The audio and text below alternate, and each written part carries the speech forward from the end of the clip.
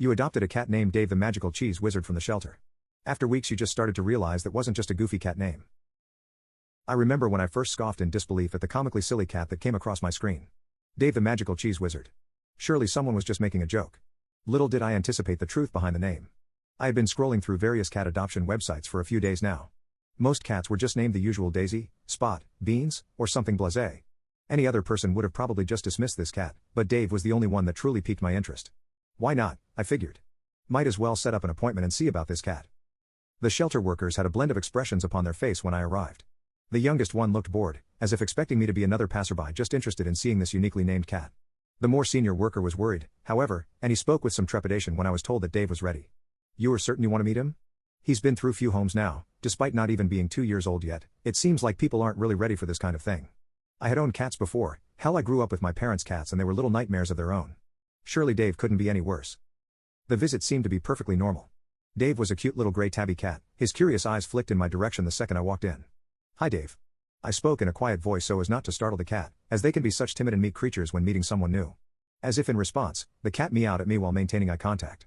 I was a little surprised, but I extended the back of my hand toward Dave for him to inspect and smell me. Per usual, he gave my hand a few sniffs, looking me over, but there was a twinkle in his eye that seemed to imply something deeper. The shelter worker walked me through the standard set of information, vaccination and shots, medical history, and general ownership advice. Nothing out of the ordinary, so far. During the chat, Dave had quietly found his way onto my lap and curled into a loose ball, and I just as instinctively found my hand running along his back. A low rumbling purr emitted from Dave's fuzzy chest as I scratched beneath his chin. Sure, the name was a little weird, but imagine how funny it'd be to introduce him to my friends and family. I could imagine them asking if I'd pick something else to call him or why I chose a cat with such a goofy name, but I knew the name would stick. Sure enough, Dave was on his way home with me that same day.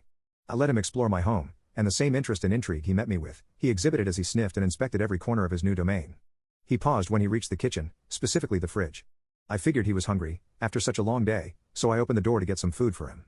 In anticipation of welcoming a new cat home, I got some cat food in advance, but what I didn't expect was when I saw Dave leap into the fridge and poke his head into my cheese drawer without hesitation.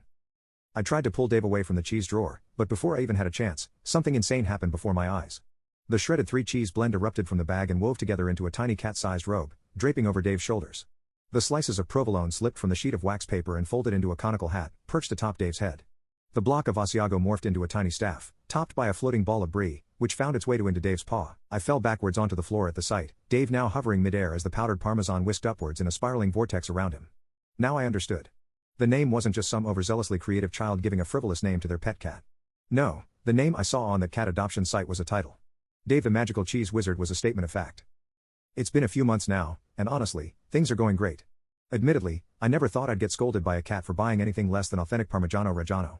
Hell, the little guy nearly puked when he found some American cheese in that fridge. In fairness, it's quite a shock to wake up to see blocks of camembert and Gouda floating above the bed as Dave snoozed nearby. That being said, Dave makes for a great cat and I don't intend to return him at all.